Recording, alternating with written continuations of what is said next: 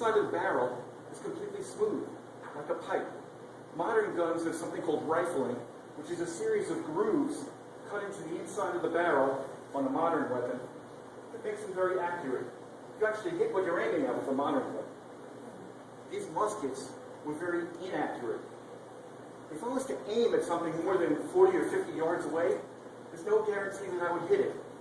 And that's why the battles during the Revolution were fought the way they were. By long rows of men called ranks who would line up shoulder to shoulder in the middle of an open field. And they all fired their muskets at once at the enemy, who was usually less than 100 yards away. You had to have at least 2 teeth, one in your upper jaw and one in your lower jaw. Otherwise you couldn't shoot, right? Well, that was one problem that you couldn't eat. The other was that you couldn't load this musket unless you had teeth. Because look at the way I'm holding the musket and the way I'm holding the cartridge. I don't have a third hand to tear the end off the cartridge. I use my teeth to bite it open. Once I did that, I put a small amount of gunpowder into this area here. That's called the pan.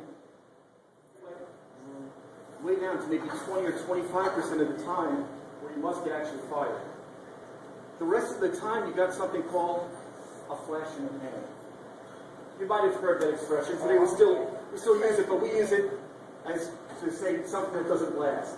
Back then, it meant you got the first explosion, the one in the pan, because the gunpowder of that period soaked up moisture from the air. It didn't burn as quickly when it was very humid or rainy out. So you'd be standing there with your musket pointed at the enemy. You see the spark, the flash go off in front of your eyes, but your musket didn't actually fire. What would have looked like later in the war when the French were supplying their uniforms. And this is of a form that was known in Washington's army as a lottery coat. Kind of an odd name for a coat, don't you think? But there weren't enough of these nice new French uniforms to go around for all the men in Washington's army. So they actually had to hold a lottery to see who was going to get these nice new French uniforms. Now, the weight of the equipment I'm putting on this young lady is only a fraction of what the soldiers would have worn back then. Soldiers back then had to carry up to 75 pounds worth of equipment, and were expected to march 15 to 20 miles a day carrying all that.